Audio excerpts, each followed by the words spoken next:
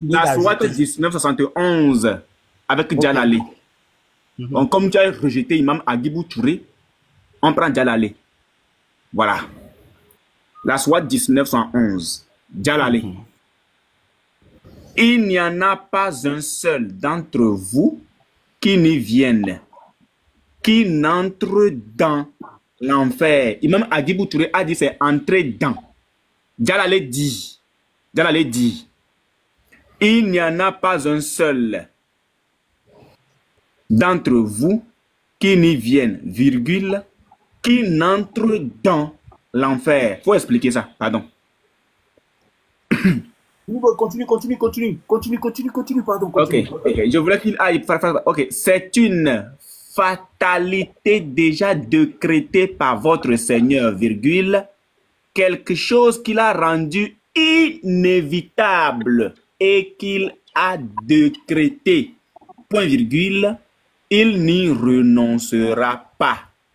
Donc, Merci. voilà. Maintenant, j'ai pris Djalalé qui vient confirmer peut-être un peu ce que Agibou a dit. Je reprends la phrase. Il n'y en a pas un seul d'entre vous qui n'y vienne, virgule, qui n'entre dans l'enfer. Il faut expliquer. Pardon, explique-nous ça. D'accord. Je vais expliquer très simplement et déjà vous dire, vous présentez un texte avec des mots ou des traductions que vous pensez qu'elles peuvent être sujettes à nous faire peur.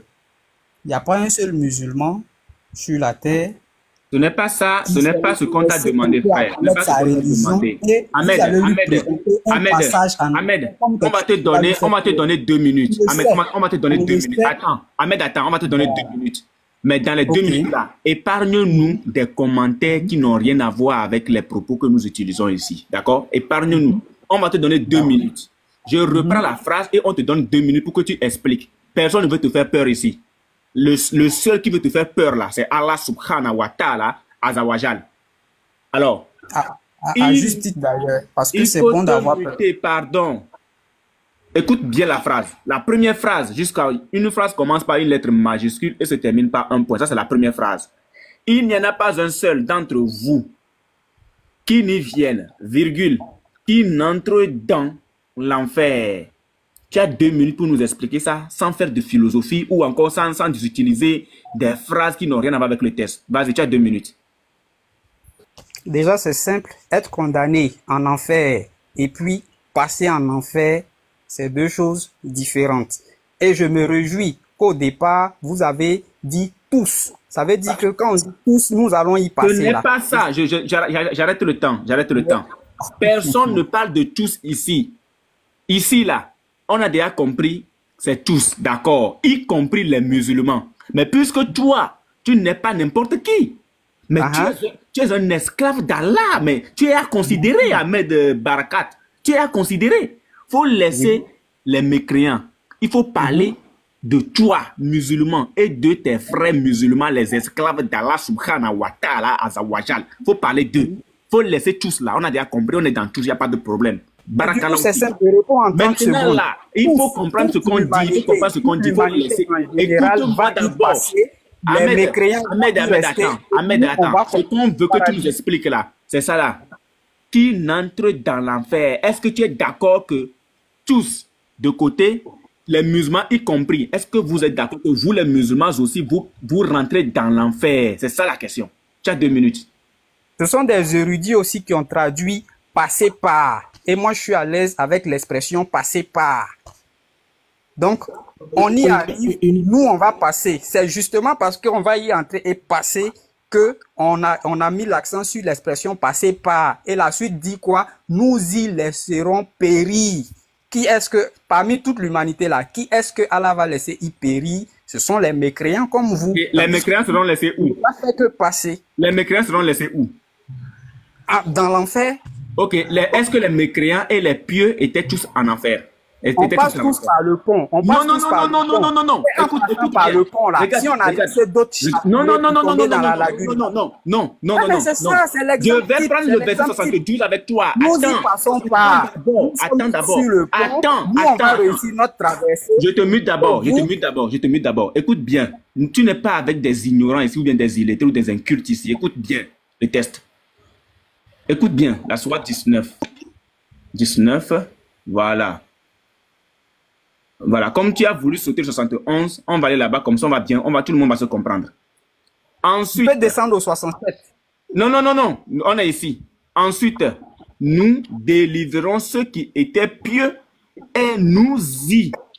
Le Y qui ici remplace quoi? La partie du groupe qui va demeurer en enfer, c'est-à-dire les mécréants. Tu es réellement un inculte. Tu es illettré. Tu es réellement un illettré. Je relis la phrase. Ensuite, il faut te muter d'abord. Tu n'es pas plus illettré que moi. Là, écoute, là où tu veux rentrer là, c'est là-bas où on t'amène. Il n'y a pas de problème. Ensuite, nous délivrerons ceux qui étaient pieux et nous y laisserons les injustes agenouillés. Ceux qui seront laissés agenouillés là, ça a déjà été mentionné, ce sont les injustes. Voilà, les voici. Mais ils seront laissés où? Ils seront laissés où? Le Y ici là, ça désigne le lieu. Ils seront laissés où?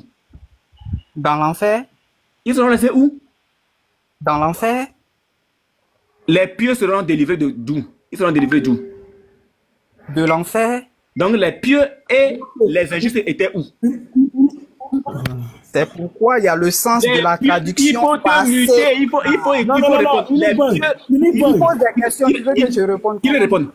Oui, vas-y. Le gars dit, oui. Le gars est d'accord. Oui. Il dit que le gars est d'accord. En fait, le gars est d'accord quand il s'agit des pieux et des mécréants. Mais quand il s'agit des pieux, là, il n'est pas d'accord. Il n'est plus d'accord.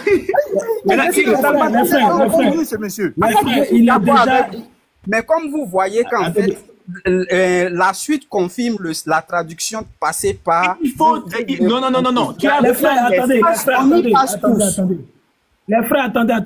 Il est déjà... Regardez quelque chose. Regardez quelque chose. Tout se joue sur un seul mot. Ahmed, attends. Tout se joue sur un seul mot. Ahmed, tu as reconnu que c'est l'enfer, que les injustes seront laissés en enfer. Exactement. Tu as reconnu que les pieux sont les musulmans. Oui. Le mot délivrer, on t'a posé la question. Oui. Délivrer d'où? Tu vas dire de l'enfer. Maintenant, de l'enfer. Oui. Toi-même, tu empiles la situation. Je te pose la question. Parce que je suis à l'aise. Attends. Le mot délivrer, ça veut dire quoi? Et quelle est son étymologie? Est-ce que tu m'as compris? Délivrer, c'est sauver. Oui. Et en fait, c'est la suite de... Attends. Délivrer, ça veut dire quoi étymologiquement? Comment ça se comporte? Quel est le sens du mot étymologiquement? Tu veux que moi j'ai enregistré le sens du mot étymologique dans ma tête? T'es sérieux là? Est-ce que tu sais ce que veut dire délivrer? T'es sauvé. Bon. Est-ce que quand on est sauvé ou on est délivré, ça veut dire qu'on était déjà en contact avec la chose pour laquelle on est délivré? Ça peut signifier qu'on est passé par un endroit dangereux, mais qu'on est-ce que tu peux... Écoute-moi, faut m'écouter. Je ne suis pas en train de parler de contexte, mais de autre chose. Je dis le mot délivré. Il n'y a pas plusieurs contextes. Le mot délivré a un seul sens. Il n'y a pas plusieurs contextes. Comment un mot n'a de sens que dans une contexte. Faut écouter ma question. Écoute ma question. Le mot délivré a un seul sens. Faut écouter ma question. Écoute ma question. Le mot délivré a un seul sens. Dans tous les contextes que tu vas prendre, le mot délivré a un seul sens. Je dis... Jamais possible. Faut m'écouter. Je passe dans une forêt dangereuse. Laisse-moi donner un exemple. Deuxième. Je passe par une forêt dangereuse dans la jungle. Est-ce que parce que comme il ne veut pas t'écouter, je menace dans la jungle là, quelqu'un est là pour me protéger et m'aider à... Je vais parler. Non, deuxième, laisse-le finir. Comme ça, il va t'écouter. Est-ce que ça veut dire que j'étais déjà en train d'être attaqué par des bêtes féroces et il est venu me délivrer? Non? Il y a un danger qui me menace. Voilà, on t'a écouté, non? On t'a écouté, non? Ahmed, on t'a écouté ou pas? Attends, Oui, attendez, j'aime. On t'a écouté ou bien on t'a pas écouté? vous m'avez écouté. Tu peux faire de même. Je vous écoute. DGM, Ok. vas-y. Voilà. Délivrer, là, c'est séparé. Ça veut dire il y a des et puis l'ivresse. Délivrer, c'est séparé d'eux. Écoute bien, hein. C'est faire allusion à quelque chose dans laquelle on était et on est retiré, on est séparé de la chose. C'est parce que j'ai eu contact à la chose qu'on vient maintenant me libérer de la chose. C'est ça qu'on appelle délivrer, étymologiquement parlant. Et puis le 2 qui est là. Quand on dit dé, ça vient c'est quelque chose de contraire. Ça vient de séparation. Donc, c'est comme on dit sauver d'eux, délivrer d'eux. Toutes les fois qu'on utilise sauver, délivrer, c'est parce qu'on était déjà dans une situation. Délivrer de la misère, on était déjà dans la misère. Tu ne peux pas parler de... Écoute bien, tu ne peux pas dire qu'une situation fait face à une situation plutôt, alors que la situation n'est pas encore atteinte, et puis tu vas parler de délivrer. Le mot délivrer n'est pas utilisé dans ce cas. D'accord? En français, quand on dit on fait face à quelque chose, par exemple, je fais face à la mort, donc la mort ne m'a pas encore touché. Ça, c'est quelque chose qu'il faut comprendre. Donc, sauver contre quelque chose et sauver de quelque chose, la préposition de indique qu'on était en contact avec la chose. Le mot épargner, voilà. Épargner n'a rien à voir avec... Voilà. Ça n'a rien à voir avec délivrer. Épargner, c'est que la chose ne m'a même pas touché, ne m'a même pas atteint. Mais délivrer, c'est que la chose m'a atteint. Donc, il ne faut pas mélanger les choses. Dans ce test-là, délivrer, là, ça veut dire quoi? C'est ce que j'ai dit, c'est ce que j'ai répondu. On est dans le lieu dangereux, mais on est préservé du danger que ce lieu-là représente. Quel est le lieu dangereux là? Quel est le lieu dangereux? C'est l'enfer, c'est l'enfer. On est à l'aise avec ça. Vous êtes en enfer, non? On n'a aucun problème avec ça. Dans tous les musulmans, non, je viens à mettre. Donc tu confirmes ici. Non, pasteur, il vient de dire quelque chose. Il vient de dire quelque chose. Il dit on est dans le lieu dangereux. Quand vous avez demandé le lieu dangereux, c'est quoi? Il dit c'est l'enfer. Donc on remplace le lieu dangereux par enfer. On est dans l'enfer. C'est ce qu'il a dit. Donc voilà, c'est ça. Donc laissez-moi aller à la suite de Lévite. Laissez-moi aller à la suite de Lévite. Je viens. On est dedans, non? On est dedans, n'est-ce pas? On est dedans, n'est-ce pas? Pasteur, s'il vous plaît. Oui. Ahmed, attends, le pasteur va parler, tu vas parler pasteur, après. Moi, voilà, moi, ta logique là, ça me plaît. Moi, ta logique, je vais te prendre dans ta logique. Ton avion là, ton avion qui est en l'air là, il va descendre. Tu as de résoudre ton problème. On ne va pas aller loin. Donc, Ahmed, tu es d'accord avec nous que quand nous disons que tous les musulmans, selon la sourate 19, 71 à 72, vont rentrer en enfer. Et ils seront après délivrés. Tu es d'accord avec moi? Je ne suis pas d'accord. Pourquoi? Il faut dire tous les êtres humains. Je viens. Et que ce sont les musulmans qui vont en être délivrés. Il dit que les pieux seront dans un lieu dangereux et ils seront délivrés. On est d'accord?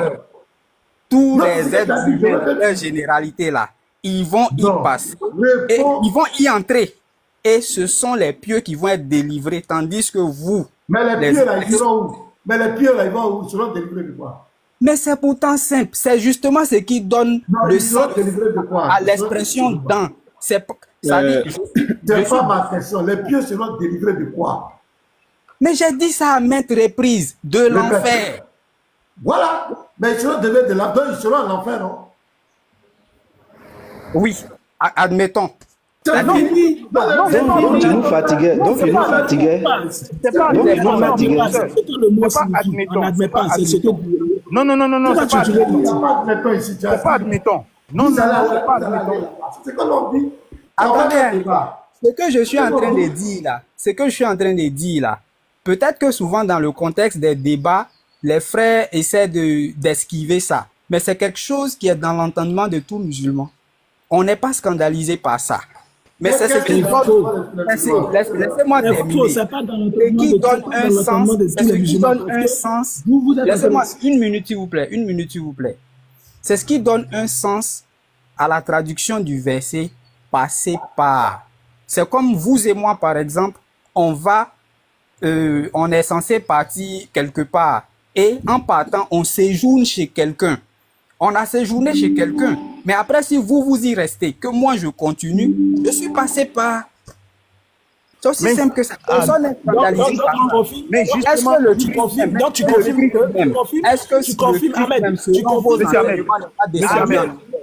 Ahmed, tu confirmes que passer par signifie aussi passer dans... Attends, deuxième pardon. Monsieur Ahmed, ce que vous venez de dire à l'instant là, quand on dit ça, ce matin même, le pasteur est en train de dire ça à une femme. Elle dit c'est faux. Quand le pasteur lui a dit que tu vas passer par l'enfer, c'est-à-dire que tu seras en enfer d'abord. Avant d'être sauvé, elle dit qu'elle ne veut pas. Mais peut-être qu'elle aurait mieux compris. Peut-être qu'elle aurait mieux compris. Laisse les gens finir au moins. Mais laisse les gens finir au moins. Que lui, il adore là. Laisse les gens parler juste. Bon, Ahmed, c'est moi qui t'ai muté. Hein. À chaque fois que quelqu'un prend la parole, tu interromps la personne. C'est moi qui t'ai muté pour que Lévite puisse parler. Voilà. Donc, Lévite, vas-y. Il n'y a pas de souci. Ok, merci. Donc, ce que tu viens de dire là, que vous allez séjourner là, le pasteur a dit ça ce matin à une femme. Est-ce qu'ils ont eu titre de séjour là même? Est-ce qu'ils ont eu titre de séjour? Le pasteur a dit. Il est vrai. Pasteur. À cause de ça, Lévite, tu prends la parole, hein? Ils ont sauté mon compte 2 fois. Oui. À cause de cette affaire. Tu là, le fait mal. Ils ont sauté mon compte. J'ai fait une réclamation. TikTok m'a donné mon compte. Je suis allé lancer dedans encore. On a continué le même sujet. Les musulmans sont venus signaler encore mon compte. C'est pourquoi je suis venu sur le deuxième compte ici. Donc, un musulman qui Lévite la parole, pardon. Voilà. Donc, c'est que le monsieur Ahmed vient de confirmer là. En disant, en prétendant que tous les musulmans sont conscients de ça et ils ne sont pas choqués, c'est un mensonge. Parce que les musulmans, ce matin, on a dit à une musulmane, elle dit que c'est faux. Tous ceux qui étaient chez elle là-bas, moi je suis parti sur son live, tous ceux qui étaient là-bas écrivaient que c'est faux, on ne passera pas là-bas, on ne va pas séjourner là-bas, c'est pas vrai. Mais le monsieur Ahmed ici dit que tous les musulmans ont ça dans l'esprit et ils ne sont pas choqués. Pourtant, le live a été signalé à 2 reprises.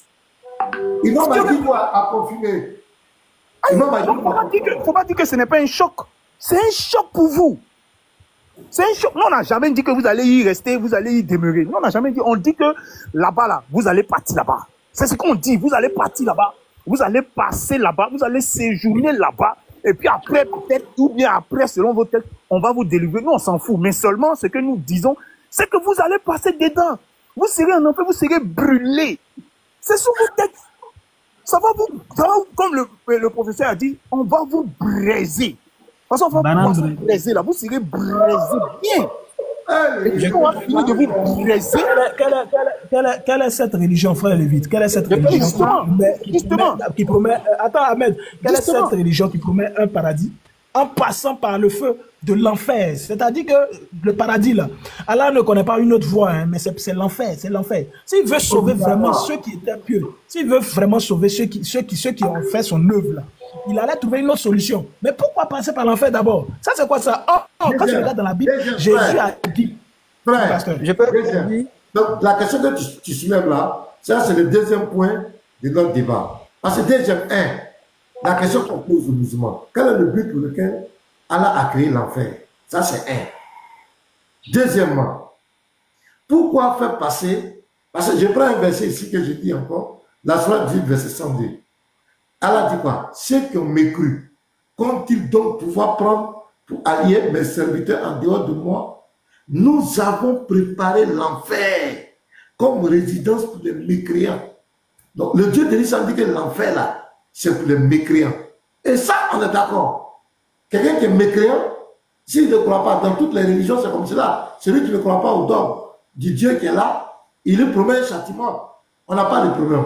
Maintenant, pourquoi le pieux musulman là, pourquoi il doit passer dans cet endroit que tu as préparé pour punir les mécréants? Voilà notre question. Voilà la problématique que nous on veut comprendre. Pourquoi faire passer le pieux? Tu dis que tu appelles le coin là, c'est pour les mécréants. Ceux qui ne croient pas en toi. Ceux qui n'ont pas cru en ta parole. Tu as dit que tu as préparé ça pour eux. Maintenant, le pauvre musulman, le pauvre Ahmed, il est en train de débattre actuellement, il est en train de défendre l'islam. Il a fait la zakat, il a fait la salade. Il fait même le pèlerinage. Et puis tu dis que c'est obligé, il faut qu'il rentre là-bas, l'enfer là, que tu as préparé pour les mécréants là. Le musulman aussi doit goûter ça. Nous, on veut savoir pourquoi. Je peux? Oui, vas-y, on veut savoir. Ok. Je veux d'abord revenir sur les propos des Lévites qui tout à l'heure disaient que on va y passer, on va brûler, etc., etc. Déjà, pour vous autres qui adorez un Dieu qui est descendu en enfer, on peut déjà comprendre que on peut en enfer, on peut y passer. Donne-nous le texte que notre Dieu est descendu en enfer. Faut nous donner. Non, pasteur, non, mais il affirme des choses. On veut pas le verset. Non, les Lévites, pardonnez, on veut pas le verset. On veut pas. Reste, on est dans Sourate 19 là. Aujourd'hui là. Si tu me dis le Coran est faux, regarde, Ahmed, écoute-moi très bien. Si tu me dis que le Coran est faux, je suis en train de répondre à quelque chose. Tu voulais aller ailleurs, je vais t'attraper là-bas. Non, c'est pas pour aller ailleurs. Pour juste relativiser. Si tu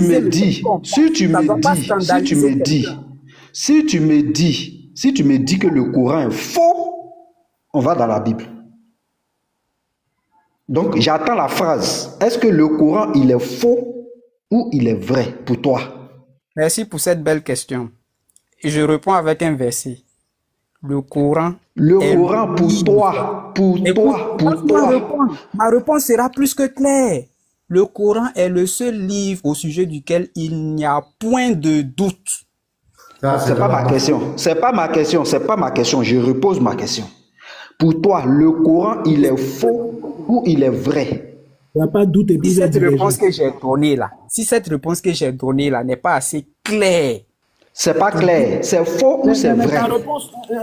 Sa réponse même est problématique puisque s'il dit qu'il n'y a aucun doute, pourquoi est-ce qu'il diverge? On parle de, il n'y a pas de doute quand on ne diverge pas quand il n'y a pas de doute. Donc tu vois la fausseté du Coran, tu es en train de mettre ça en évidence. Comment tu peux dire il n'y a pas de doute? Non.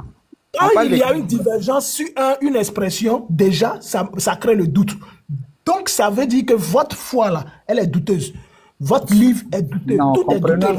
Comprenons. On comprend rien. Ahmed, est-ce que tu peux répondre directement à ma question? Pour toi, oui, le Coran Ahmed, le Coran est vrai. Donc on va parler de ce qui est vrai. Regarde, on va parler de ce qui est vrai. Si tu me ressors encore un verset biblique, non, si tu me ressors encore quelque chose de ce que tu estimes être faux, c'est que toi-même tu es un faux type. Donc parle de ce qui est vrai. Parlez-nous de ce qui est vrai. Le Coran, il est vrai, reste là. Ne bouge plus, reste dans la vérité. Donc vas-y. C'était pour te recadrer de cette façon. On n'a pas besoin de tes versets bibliques que tu veux nous donner, on n'en a pas besoin. Restons dans ce qui est vrai là. Vas-y maintenant, Ahmed. Du coup, quand j'admets quelque chose, ne prenez pas votre pensée en tant que chrétien pour rendre ça, je sais pas, pour donner un autre sens à la chose. Parce que là, vous m'obligez à vous ramener à vos propres textes pour vous rendre compte de certaines réalités. Donc, revenons donc sur le sujet. On va y passer. Abraham est passé par le feu, mais le feu, il a été préservé du feu. Vrai ou faux? Donc, passer par l'enfer, être à l'enfer, ne signifie pas forcément que... C'est pas ma question. Ma question, je dis, oui. Allah dit qu'il a créé l'enfer pour les mécréants. C'est normal. Maintenant, vous les musulmans... Là, c'est l'enfer destination. Attends, je viens, laisse-moi parler, s'il te plaît. Mais ma question est très importante. J'ai dit, Allah dit qu'il a créé l'enfer pour les mécréants. Maintenant, vous les musulmans, le musulman pieux là, pourquoi il va passer dans cet endroit que lui, il a créé pour les mécréants? Mais le pieux n'est pas mécréant. Pourquoi lui, il va là-bas? Pourquoi Allah va le faire passer là-bas obligatoirement? C'est ce que moi, je veux savoir. Faut que toi-même tu saches ça. C'est pas important. Non, c'est très important. Je peux simplement dire... C'est important, mon ami. C'est mal important, mais vous ne pouvez pas dire ça. Laissez-moi répondre maintenant. Laissez-moi répondre. La bonne réponse, c'est quoi? C'est de dire Allah ou Alam. C'est lui qui sait. Il n'y a pas Allah ou Alam ici. Donc, il n'y a pas Allah ou Alam. Ben, ça n'a pas de sens. Comment un Dieu normal peut promettre le paradis et puis promettre l'enfer? Ça n'a pas de sens. Faut quitter la parole. Amen. Où est-ce qu'il a promis l'enfer? Je vous ai dit, vous avez commencé votre question, j'ai dit enfer destination. Quand vous avez dit qu'il a créé l'enfer pour les mécréants là, j'ai dit c'est en tant que destination.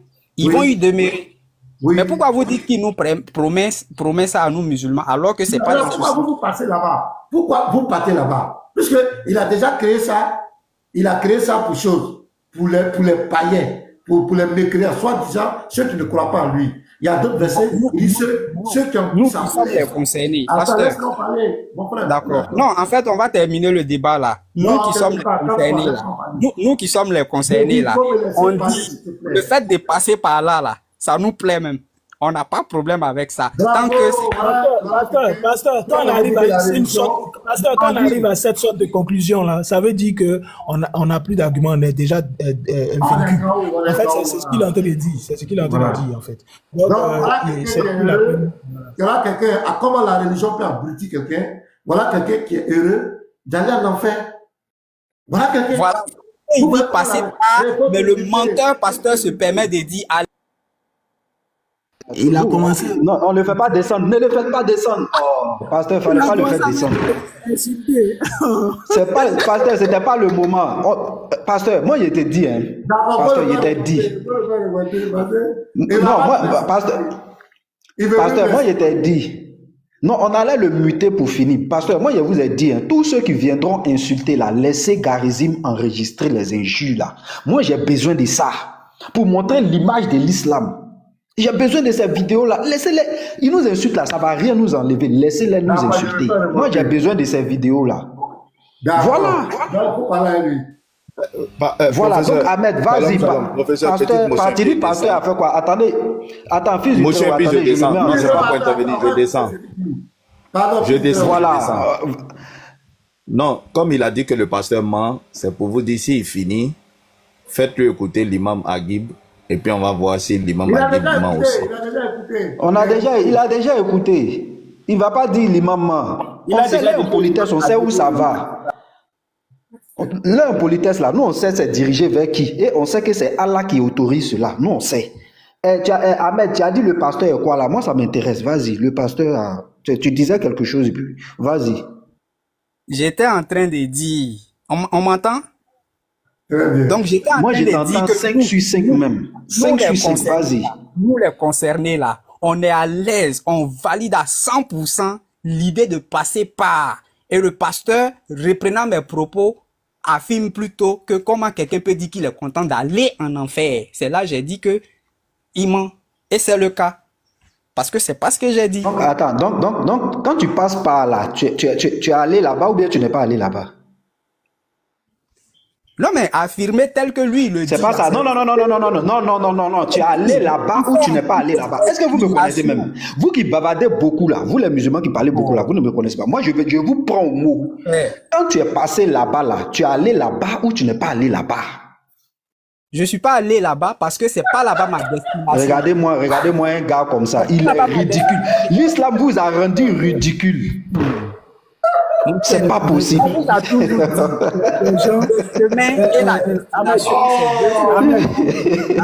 Ahmed. Vous riez, le chemin et la destination. Ahmed, toi, tu as un problème.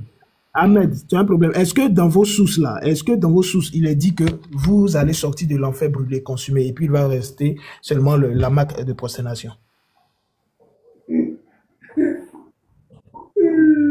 Ahmed. Je n'ai jamais vu ça depuis. Ahmed. Un être humain qui est fier d'aller à l'enfer. Se démuter, hein. Je vous rappelle qu'il peut se démuter. Il peut se démuter. Ahmed, je repose ma question.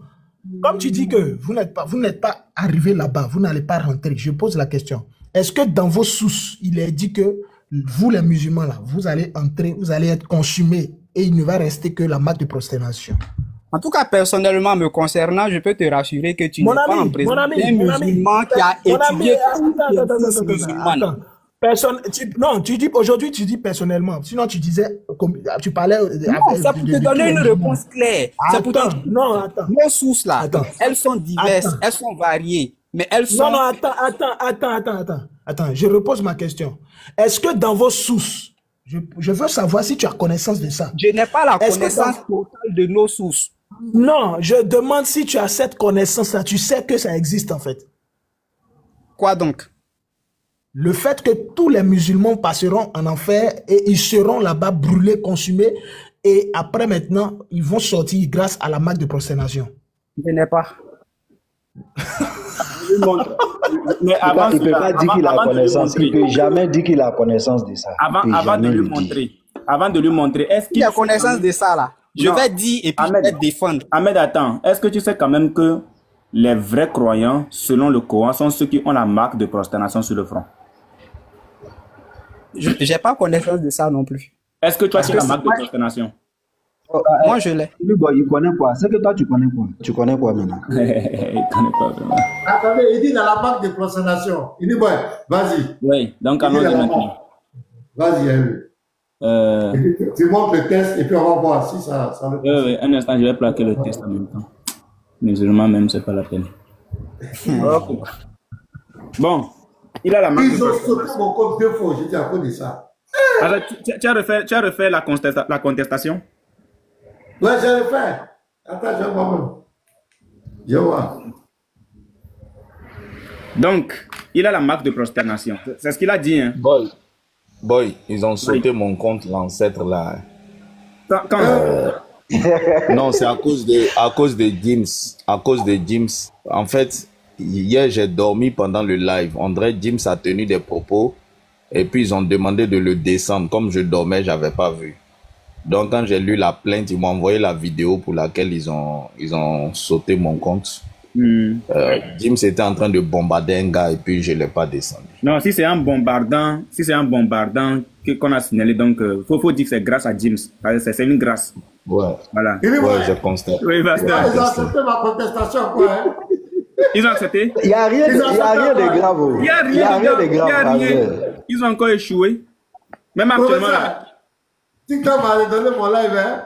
Dieu merci encore. Non, pasteur, on va rester ici. Pasteur, tu n'as rien fait?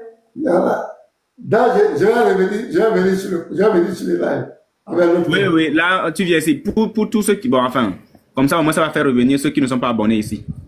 Voilà. Donc, il dit qu'il a la marque de prosternation. Mais, alhamdoulilah.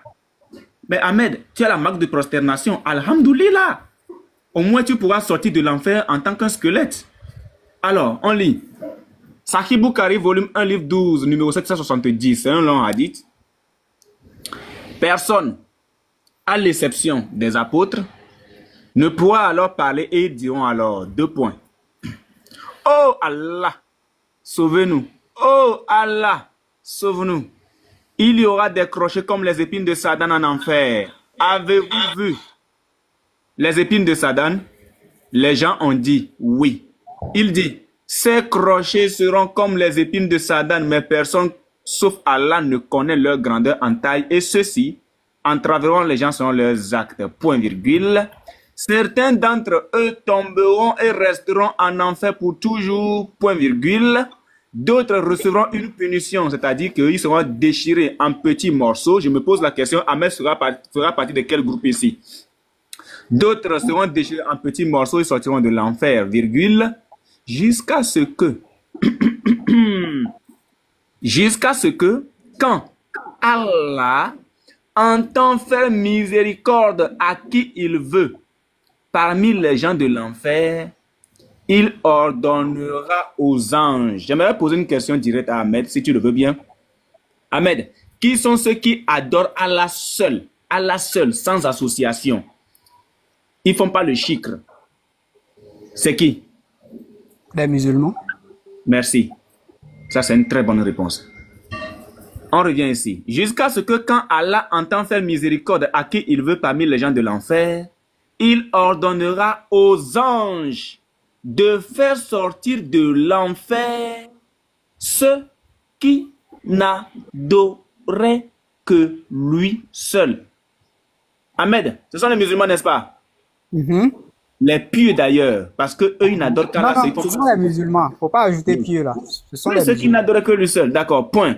Les anges les élimineront en les reconnaissant aux traces de prosternation, virgule, car Allah a interdit au feu de l'enfer de ronger ces traces. Point. Alors, ils sortiront du feu, virgule, il, c'est-à-dire le feu, rongera tout le corps humain, sauf les marques des prosternations. Donc, vous serez comme des squelettes, mais au front, là, il y a une petite chair, c'est-à-dire la marque de prosternation. En ce moment-là, Ahmed et les musulmans sortiront du feu comme de simples squelettes. Comme de simples squelettes. Le rappel profite aux croyants pour une troisième fois. Comme de simples squelettes. Ahmed. Oui. Ahmed.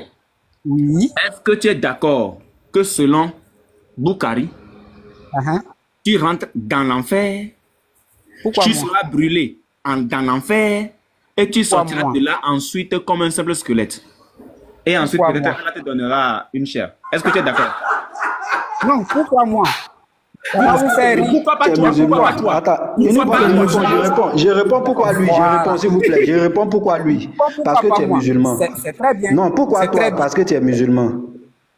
Justement, revenons au texte. Vous allez voir quelque chose. Un texte que je découvre pour la première fois, mais vous pensiez me scandaliser avec, et je suis très à l'aise avec. Tu es très à l'aise de sortir comme un tous les musulmans, en œuvre et en piété, est-ce que tous les musulmans sont, comment on appelle ça, sont égaux? Le texte parle seulement de ceux qui sont musulmans, mais qui certainement ont, comment on appelle ça, ont à leur compte de mauvaises pratiques.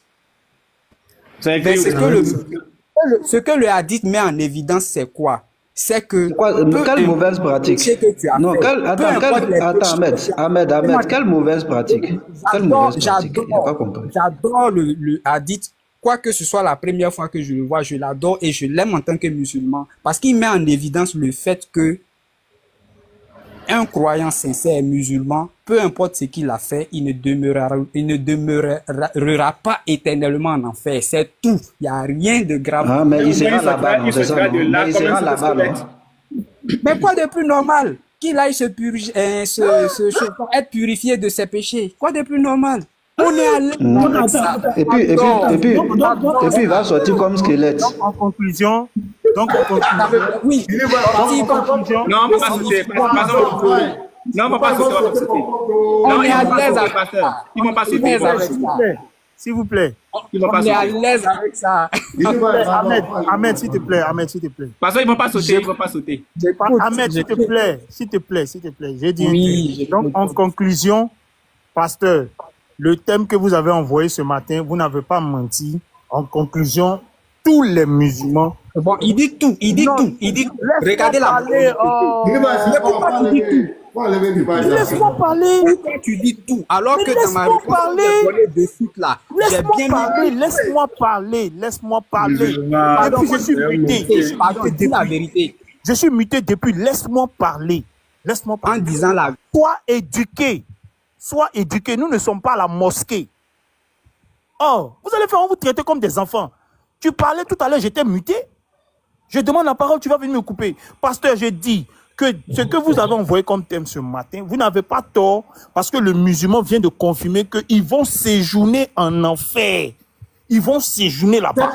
C'est ce qu'on dit depuis. Le musulman, celui qui s'appelle musulman, sinon celui qui est musulman, qu'il soit musulman bon, qu'il soit musulman mauvais, mais dès lors qu'il porte le nom musulman, il va séjourner en enfer. Et ce dernier qui est sur le panel a confirmé ça. Donc le débat est clos.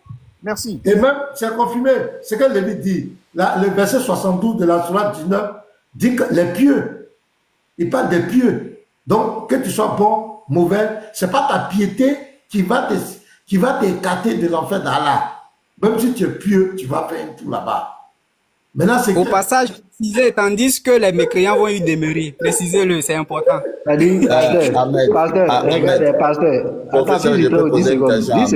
Non, oui, 10 secondes, pasteur. Ça dit, lui, il va passer là-bas. Il sera brûlé, il va sortir comme squelette. Ça ne lui dit rien.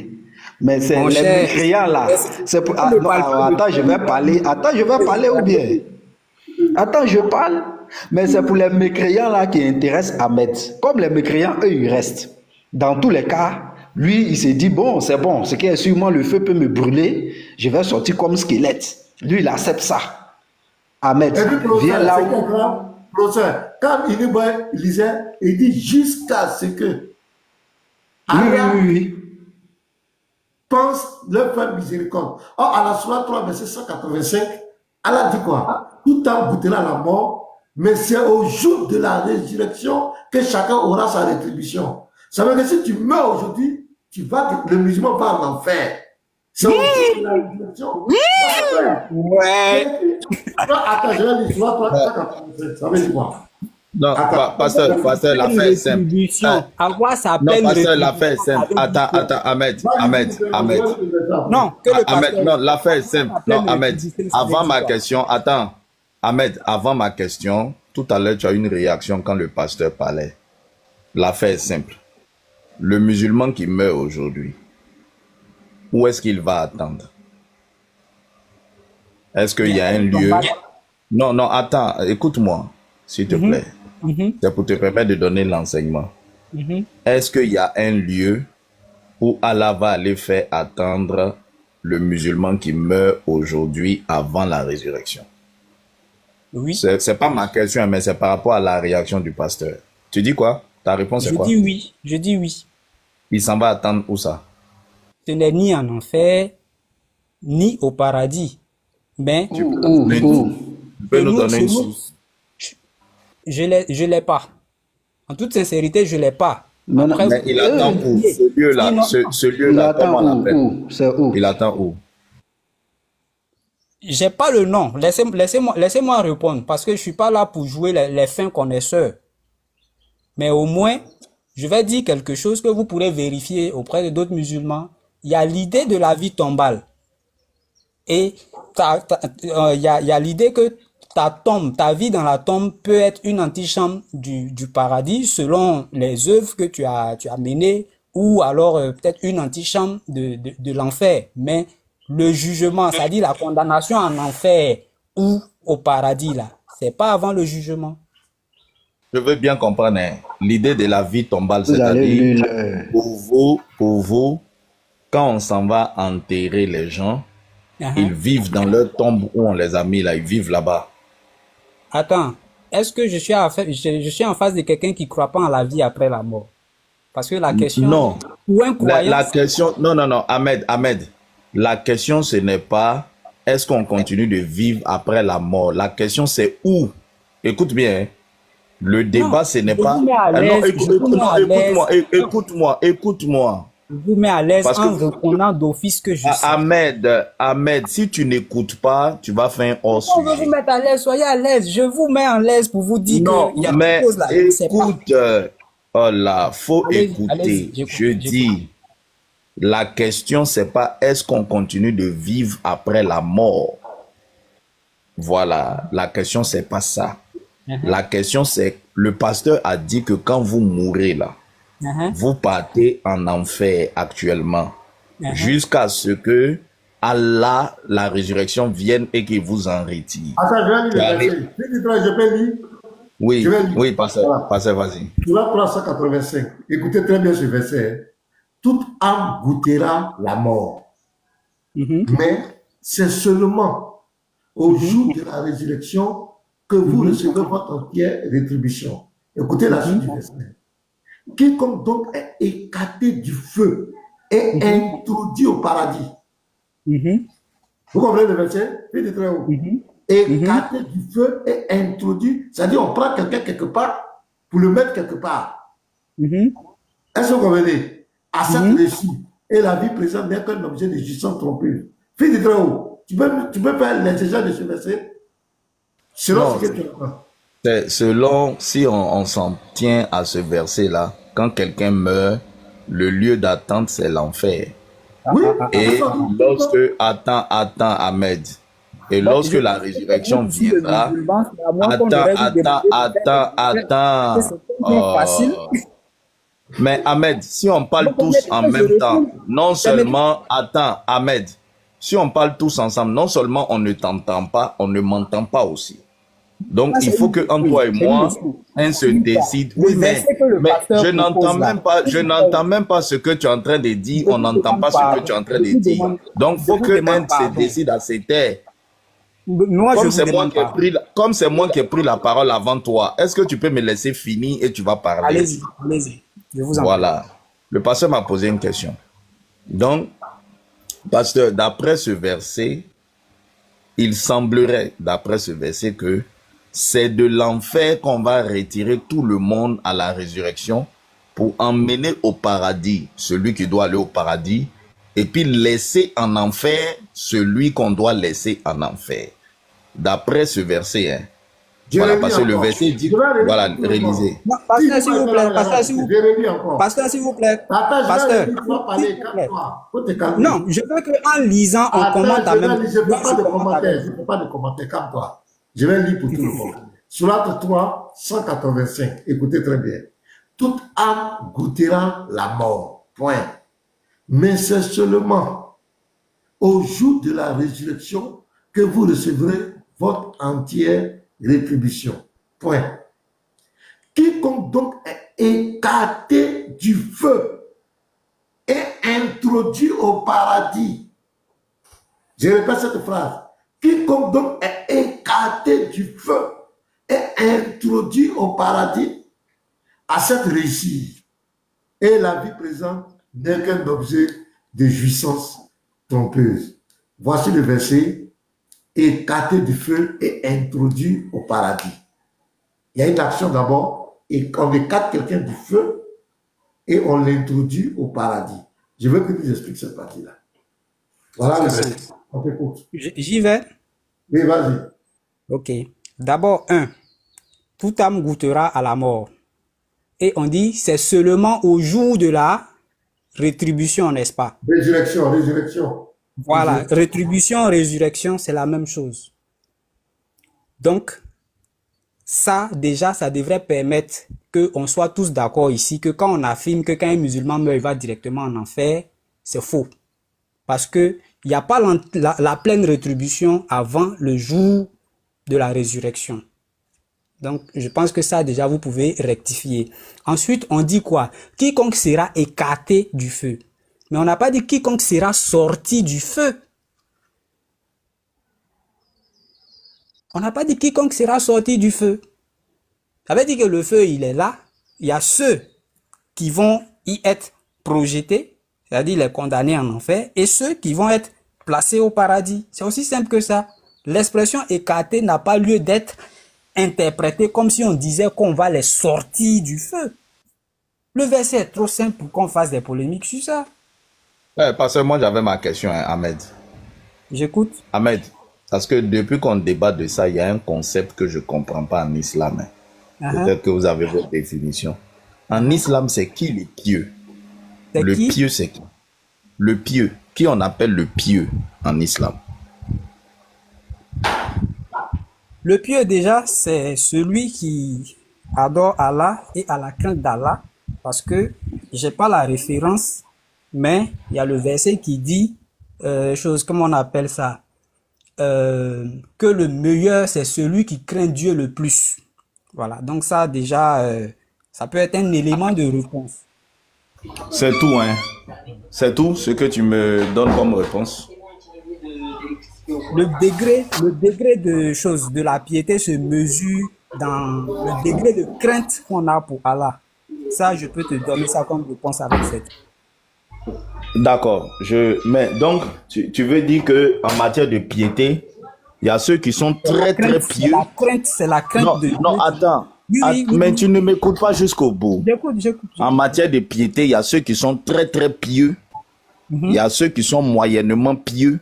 Exactement. Et puis il y a ceux qui sont faiblement pieux. C'est ça? Exactement. D'accord, on va voir une source. Unique Boy, tu es là?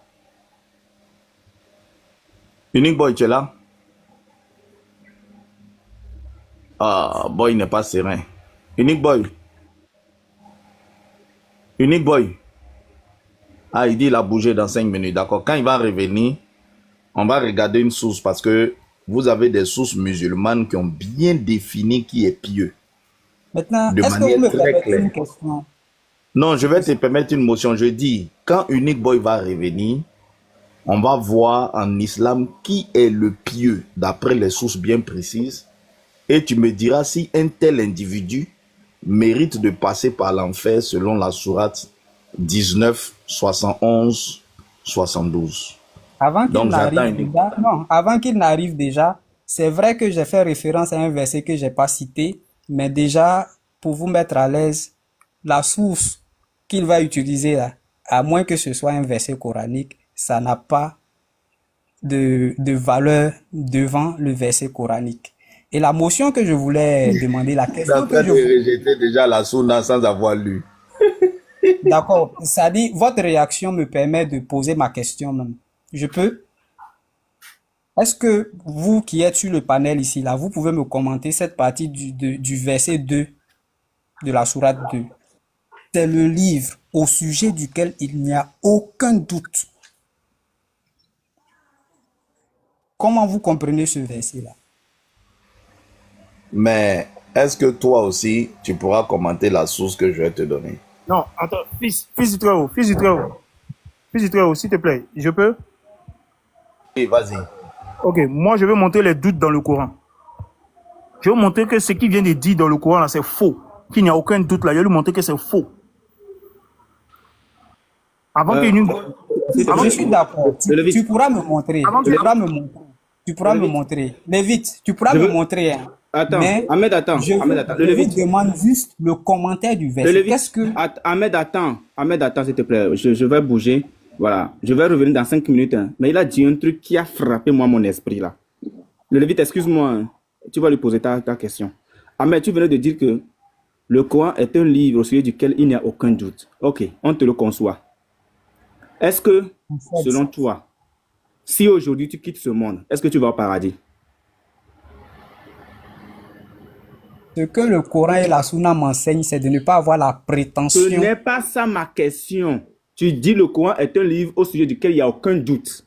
Ce qui veut dire que toi, tu dois être capable de nous affirmer que si tu meurs, tu vas au paradis. Je te repose la question.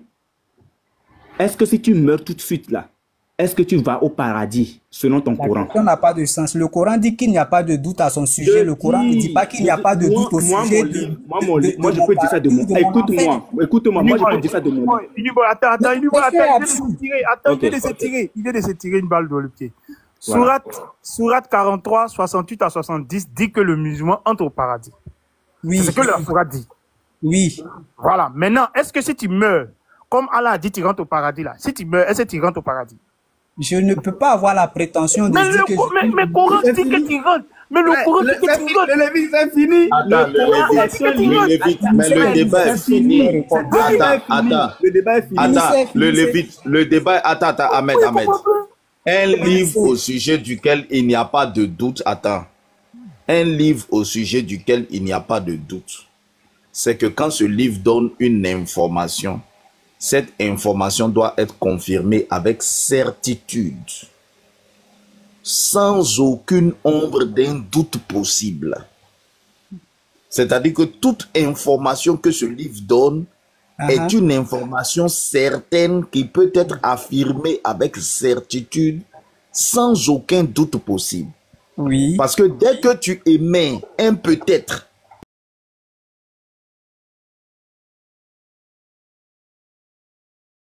mais avec certitude, ça signifie automatiquement qu'il y a un doute. Ça, c'est une manière de comprendre. Non, ce n'est pas une manière de comprendre. Si je dis à quelqu'un 1 plus 1 égale 2, est-ce que tu confirmes? Et que cette personne me dit, je ne peux pas l'affirmer. Attends, laisse-moi terminer. Laisse-moi terminer. Okay. Si je dis à quelqu'un, tu t'appelles Ahmed, est-ce que tu t'appelles Ahmed? Et que la personne me dit, je ne peux pas affirmer avec certitude qu'il s'appelle Ahmed, ça signifie automatiquement qu'il y a un doute sur ton nom. Je suis d'accord, je suis très d'accord. Maintenant, le Coran te dit que c'est un livre au sujet duquel il n'y a aucun doute. Merci. La question. Non, calme-toi. Tu n'aimes pas laisser aller au bout parce que tu veux embrouiller. Calme-toi. Le Lévite, attends, le Lévite vient de te lire une sourate. La sourate dit que toi, non, calme-toi, Ahmed. Oh, attends, je vais te muter. Ne fais pas ça. Tu n'aimes pas, tu aimes faire ça pour éviter la clarté du débat. Alors, le livre, il n'y a pas de doute dessus. Le Lévite, tu peux relire la sourate que tu as relue là. Ok. La sourate 43, verset 68. Oh, mes serviteurs, vous ne devez avoir aucune crainte. C'est ce qui est écrit. Oh, mes serviteurs, vous ne devez avoir aucune crainte. Vous qui croyez en nos signes et sont musulmans, et être musulmans, vous, attendez, je vais prendre la sourate pour ne pas écorcher, parce que je la connaissais de facto, mais je prends la sourate directement pour ne pas écorcher cette sourate. Sourate 43 au verset 68. Donc on y va rapidement, 68. Voilà. Ok, 68 à 70. Il est écrit ceci. Je prends, voilà, 68. Oh mes serviteurs, vous ne devez avoir aucune crainte aujourd'hui. Vous ne serez point affligés. Ceux qui croient en nos signes et sont musulmans, entrez au paradis, vous et vos épouses, vous y serez fêtés. Donc voici le livre au sujet duquel il n'y a aucun doute là, qui confirme que le musulman entre au paradis. On pose la question, monsieur, si tu meurs aujourd'hui, est-ce que cette sourate là s'applique à toi, c'est-à-dire est-ce que tu rentres au paradis? Voici la question. Fils, vas-y. Donc, on vient de lire une information issue d'un livre au sujet duquel il n'y a pas de doute. Monsieur Ahmed, est-ce que tu confirmes, d'après cette information, que si toi tu meurs, tu rentres au paradis sans aucun doute possible? Est-ce que tu confirmes? Merci pour la question. Je confirme que si je meurs en remplissant les conditions citées par le verset, je rentre au paradis sans aucun doute. Tu as fini? J'ai fini. Donc, tu es sûr de ton paradis? Non, attends, si je remplis les conditions du verset. Quelles sont les conditions? Quelles sont les conditions? Quelles sont les conditions du verset? Les conditions. Rappelez-les-moi, je ne les ai pas de mémoire. Ok, d'accord, je vais Non, attends, non, il va relire le verset. Il va relire le verset et tu vas nous dire quelles sont les conditions. Attends, voilà. Il va relire le verset et tu vas nous dire quelles sont les conditions du verset. Être musulman et quoi? Laisse, on va lire. Oh. Mais si je me suis rappelé, qu'est-ce qui empêche que je cite? Bon, ok, c'est pas ça que vous allez dire. Qu'est-ce qui empêche qu'on lise? Si tu t'es rappelé, qu'est-ce qui empêche qu'on lise? Le Lévite, faut lire. Ok. Oh mes serviteurs, vous ne devez avoir aucune crainte aujourd'hui. Vous ne serez point affligés. Ceux qui croient en nos signes et sont musulmans, entrez au paradis, vous et vos épouses, vous y serez fêtés. Il faut nous citer les conditions. Quelles sont les conditions?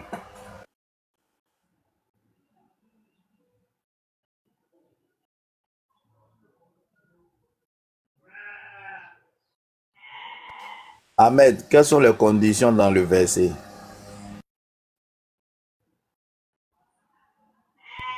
Envoyez-lui l'invitation, il va se démuter. Excusez-moi, Pardon, je t'envoyais l'invitation. Oui, vas-y. Quelles sont les conditions dans le verset? 1. Être serviteur d'Allah. 2. Croire au signe d'Allah. Et puis, être musulman. Est-ce que tu remplis les conditions à l'heure actuelle où tu es là, où nous sommes sur ce panel-là? Est-ce que toi, tu remplis les 3 conditions? Justement, si j'ai pas le droit de douter du Coran, non, c'est pas la question, c'est pas la question, frère. Est-ce que tu remplis les 3 conditions que tu viens de citer là? Aller au bout de ma réponse, tu vas voir si je réponds ou pas. Non, mais tu es en train de faire trop de trucs. C'est de la prétention de dire. C'est de la prétention que de se dire qu'on est un musulman. Le Lévite, on va faire simple. Conditions. Le Lévite, on va faire simple. Le Lévite, cite les conditions, on va lui citer. Première, attends, le Lévite va citer les conditions. Attends, le Lévite, cite les 3 conditions, s'il te plaît. Le Lévite, dans le verset. Première condition, c'est quoi? Oui, la première condition, il a dit serviteur. Est-ce qu'il est serviteur d'Allah? Es-tu serviteur d'Allah? Je ne saurais dire. Mais si tu ne saurais dire, c'est que tu ne rentres pas. Bon, donnez-moi 2 minutes. Accordez-moi 2 minutes. Accordez-moi 2 minutes. Non, attends, j'ai parlé d'abord. Attends, j'ai parlé d'abord. Tu auras tes 2 minutes. Okay. La question au préalable était de savoir, est-ce que le livre au sujet duquel il n'y a aucun doute là, qui dit qu'il faut rentrer au paradis dès que tu meurs, est-ce que tu y rentres? Tu as confirmé, d'abord la première fois, tu n'étais pas sûr, tu as dit que tu ne peux pas dire. La deuxième fois, tu dis oui, si tu remplis les conditions, tu y rentres. Donc on pose la question, est-ce que tu es serviteur d'Allah? Tu dis tu ne saurais répondre. C'est qu'il y a un doute. Il y a un doute. Tu es soit serviteur, soit tu n'es pas serviteur. Donc quand tu es en train de nous dire que tu ne saurais répondre, tu es en train d'exprimer le doute. Tu es en train d'exprimer le doute. Oh, le livre là, il n'y a pas de doute dedans. Soit tu es serviteur, c'est la première condition. Deuxième condition, c'est laquelle? C'est-à-dire qu'il croit en nos signes. Est-ce que tu crois aux signes? C'est la deuxième condition. Est-ce que tu es musulman? C'est la troisième. Donc, si tu remplis convenablement les 3 conditions, c'est que si tu meurs à l'instant, tu vas au paradis. C'est le livre au sujet duquel il n'y a pas de doute. Mais la première condition seulement, on te pose la question, tu ne saurais répondre. C'est que tu as un doute, mon ami. Je m'arrête là. J'aimerais dire un truc rapidement. En fait, il y a une source que tu vas afficher pour moi. Après, toi, tu as 2 minutes. D'accord, je t'affiche ça tout à l'heure. Attends, Ahmed, attends, s'il te plaît. Il y a plus de 300 personnes qui nous écoutent actuellement. Moi, j'ai pitié pour vous, les musulmans.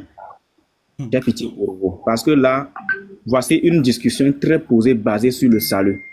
Le salut de l'âme.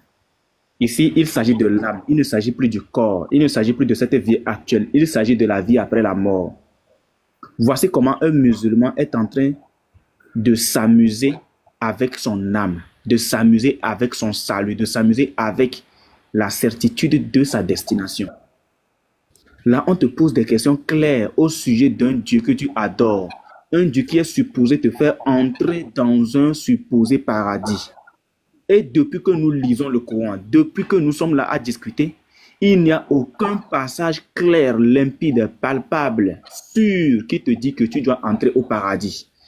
Nous sommes allés prendre la Sourate 43, 68, il faut te muter d'abord.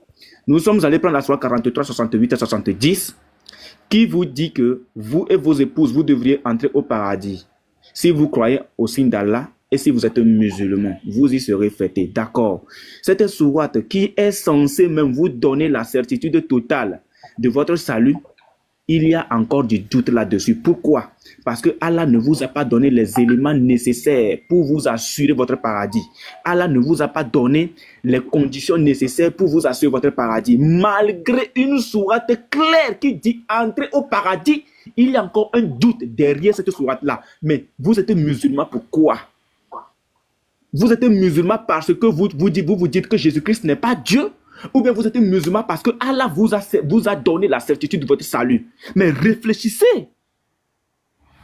Réfléchissez. Cette sourate même qui est lue là, c'est de la marmaille pure.